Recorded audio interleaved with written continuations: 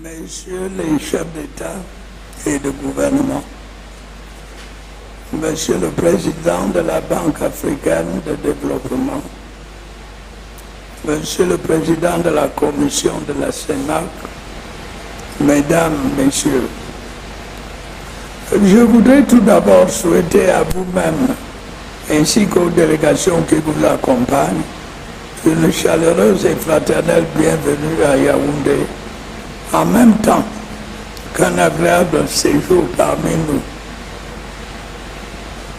Je vous adresse ensuite mes sincères remerciements pour avoir honoré l'invitation qui vous a été adressée. Votre présence à ces assises est le signe de l'éloquence de votre engagement à l'intégration régionale et au principe de l'organisation chargée de la promouvoir. Je salue tout particulièrement la présence du docteur Akinwumi Adesina, président de la Banque africaine de développement,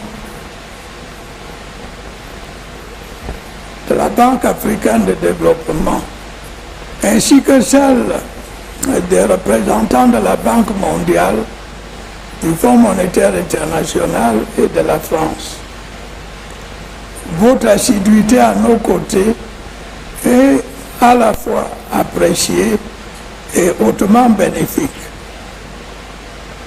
Messieurs les chefs d'État et de gouvernement, il vous souvient qu'en 2016, au moment où des menaces importantes pesaient sur les équilibres macroéconomiques et budgétaires de nos pays, affectant dangereusement la situation de nos réserves de change, nous nous sommes réunis ici même à Yaoundé.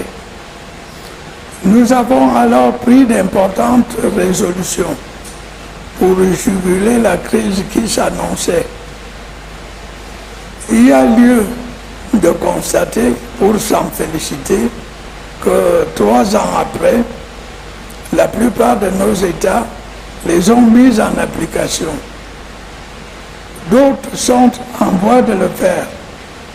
Par conséquent, nous constatons que la situation économique de notre sous-région tend à s'améliorer substantiellement. Le taux de croissance sous-régional s'est situé à 1,8% en 2018. L'inflation se trouve en dessous de 3%. Les déficits budgétaires et extérieurs sont sensiblement réduits. La dette publique se situe à près de 50% du produit intérieur brut pour l'ensemble de la communauté. Les réserves de change de l'espace CEMAC s'établissent à présent à plus de 3 mois d'importation, écartant ainsi le risque d'ajustement monétaire.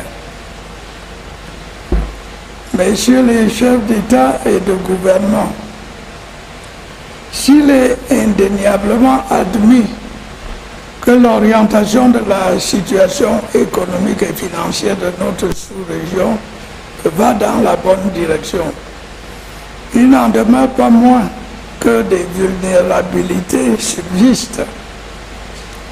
Le contexte macroéconomique mondial est incertain. Les tensions géopolitiques et commerciales menacent l'épanouissement des échanges au niveau mondial. Ce contexte a conduit le Fonds monétaire international à réduire ses prévisions de croissance mondiale pour cette année. La volatilité des prix des matières premières continue d'affecter nos économies, dont la diversification doit plus que jamais s'amplifier. Les défis sécuritaires continuent d'exercer une forte pression sur nos finances publiques.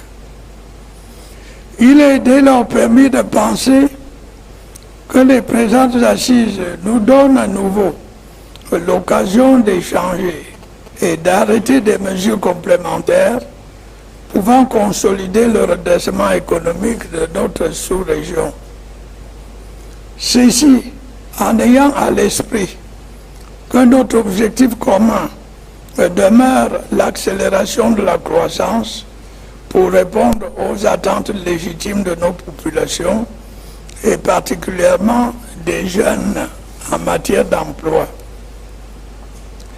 Messieurs les chefs d'État et de gouvernement, en ma qualité de président en exercice de la CEMAC, je saisis cette occasion pour adresser en votre nom nos remerciements sincères à nos partenaires au développement, dont la contribution a permis à notre sous-région de retrouver ses équilibres économiques intérieurs et extérieurs.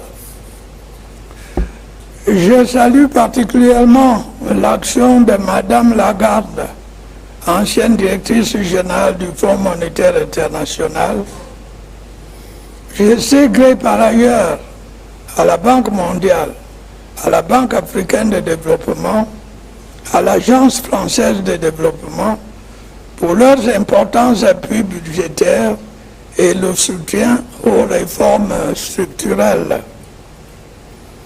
Toutes ces institutions ont partagé en 2016 notre action en faveur de solutions concertées.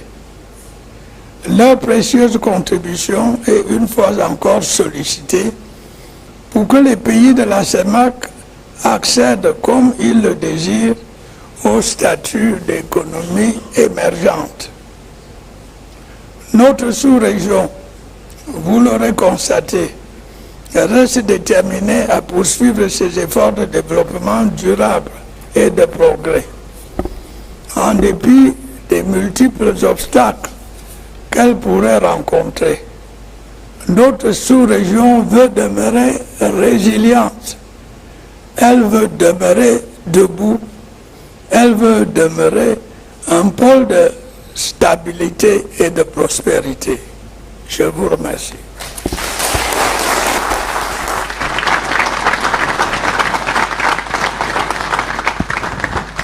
Je crois que l'essentiel est dans les derniers mots du président de la République. Notre sous-région veut demeurer résiliente, debout, pôle de stabilité.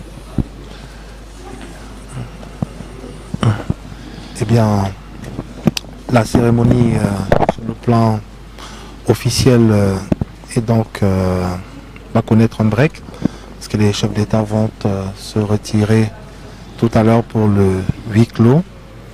Et pendant ce huis clos,